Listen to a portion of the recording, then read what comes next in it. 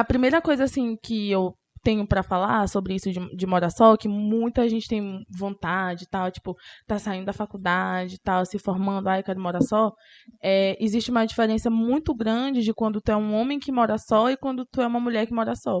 Então, quando tu é um homem que mora só, tu é admirado, tipo, pô, independente, nossa, ele sabe se virar e tal, que legal.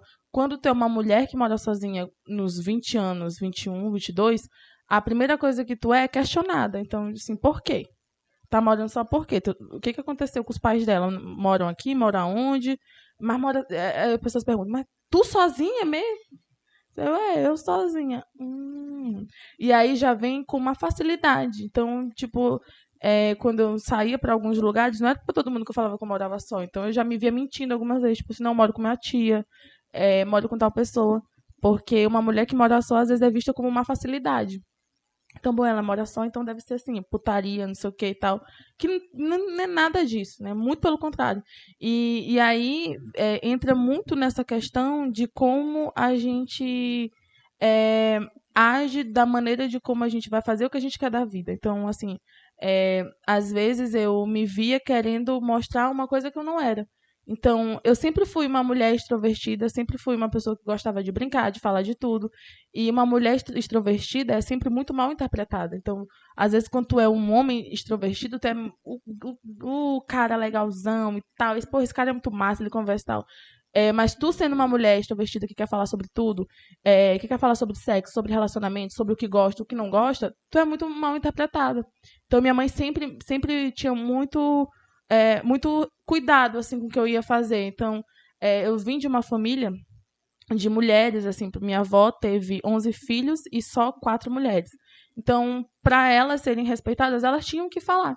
Elas tinham que se expressar da maneira que elas conseguissem. E nem sempre é uma maneira que a sociedade vê como certa. Então, assim, são mulheres que gritam, são mulheres que falam, são mulheres que riem, que falam sobre tudo. Então, eu me via muito assim, cara, mas não é legal fazer isso, porque o bom é ser uma mulher mais recatada, porque aí eu vou ser mais respeitada. Aí eu vou ser mais bem vista. Então, quando eu comecei a fazer psicologia, era só o que eu escutava, tipo, por que tu tá falando, tu não é psicóloga? Tá falando sobre essas coisas e tal, não sei o quê. Porque tu bebe. Então, Ah, era uma questão, assim, por exemplo, em Anajatuba, por exemplo. É um interior e todo mundo sabe da vida de todo mundo e é aquela resenha. Ó, resenha. Aí, pegou? E aí uma vez a pessoa chegou assim pra minha mãe e falou assim, eita, tua filha tá fechando. Tua filha. É verdade que tua filha tá fechando o bar de não sei quem, não sei onde, mamãe? Não, foram 3 que ela fechou, não foi só esse, não. Ela fechou um ou e respeita a depois minha filha, que ela fecha 3. Pois é, e mamãe falava assim, é o pai dela que deu dinheiro pra ela, dá nem trabalho. Então, mas assim, como a gente tinha que estar todo o tempo se moldando, e eu me via, por exemplo, querendo ser uma coisa que eu não era. Então, eu me via, não, eu preciso ser uma mulher discreta, uma mulher misteriosa e tal, não sei o quê. E aí eu tava em sofrimento, porque eu não sou assim. Eu sou uma pessoa que eu gosto de me expressar. E aí tem a ver com tudo isso que a gente estava falando sobre ensino médio, ensino fundamental. Então, no ensino fundamental, todo mundo, as pessoas que sofrem bullying no fundamental, pode ter certeza que são pessoas bastante criativas hoje em dia. Costumo dizer que tu sofrer bullying forma um caráter assim de criatividade assim fenomenal, porque, por exemplo, hoje a nossa geração a gente não sabia que aquilo era bullying. A gente sofria sem saber, a gente achava que era normal. Então, eu não me encaixava em nenhum padrão estético e social daquela época. Eu sempre fui, eu sempre usei o humor para me comunicar. E eu comecei a perceber que, hoje em dia, né, eu comecei a perceber que eu usava aquilo, mas era como uma defesa. Então, assim, se eu não me enquadro nas bonitinhas, nas, é, nas recatadas, então eu queria ser um pouco de tudo. E aí eu começava a querer ser boa em tudo. E isso gerava um sofrimento muito grande. E aí eu virei uma pessoa super competitiva, então tudo eu tinha que ganhar, tudo eu tinha que fazer. É, eu sou uma pessoa extremamente competitiva.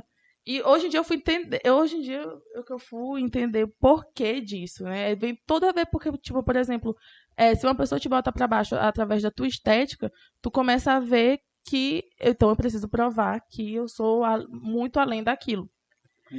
Por isso que eu vim assim hoje, pra me provar que eu sou muito além da minha história. Exatamente isso. É isso. É a chave de tudo. E aí, eu lembro muitas vezes que por eu ser chamada assim de vários apelidos, gordinha, não sei o quê, sem noção, sei lá, essas coisas assim. E aí eu começava a fazer piada do que eu vivia. Então, tudo eu pegava assim, isso aqui virou um sofrimento, eu vou gerar entretenimento com o sofrimento que eu vivi.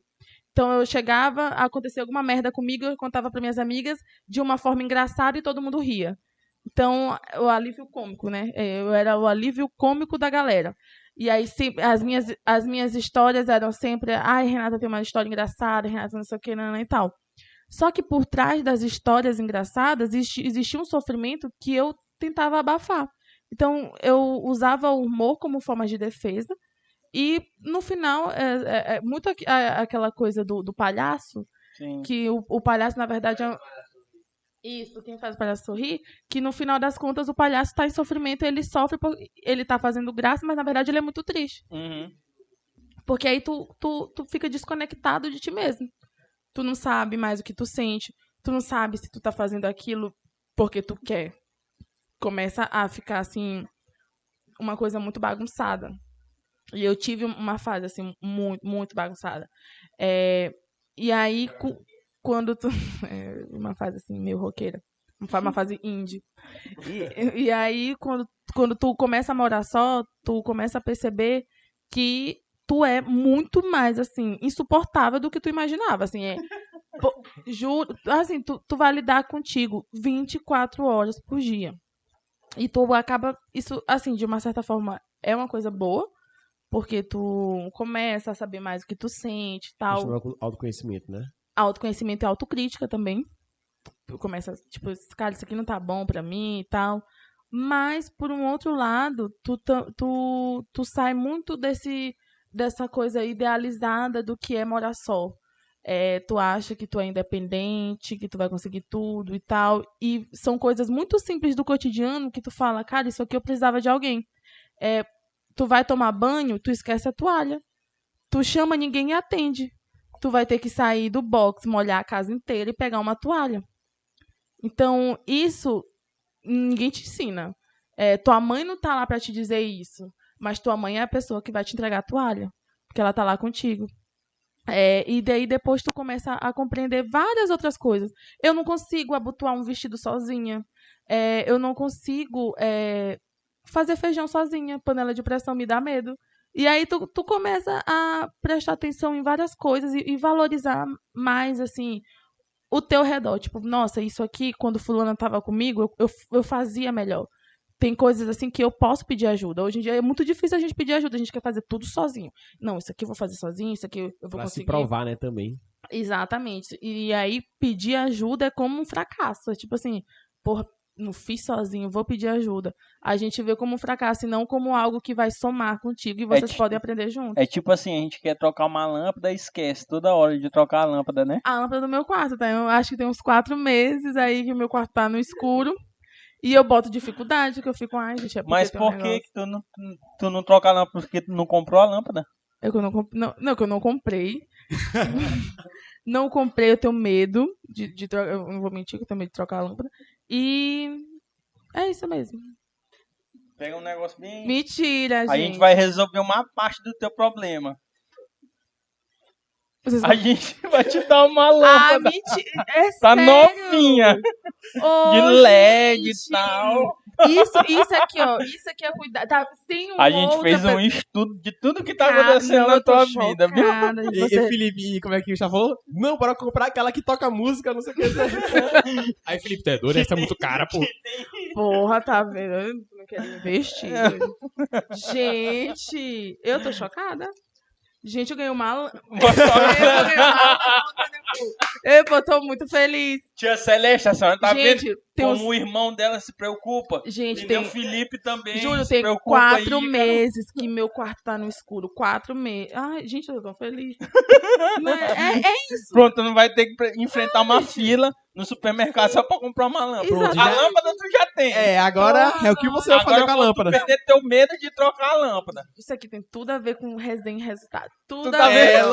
Começou Entendeu com uma o conceito? resenha, olha que meu resultado. Esse é o conceito. Na verdade, foi pra isso que eu vim. Eu só queria dizer que tive vários... Pode acabar o Tipo, podcast. não, aqui... Ganhei minha acabou. lâmpada, vou embora. Gente, tô muito feliz, pô, sério.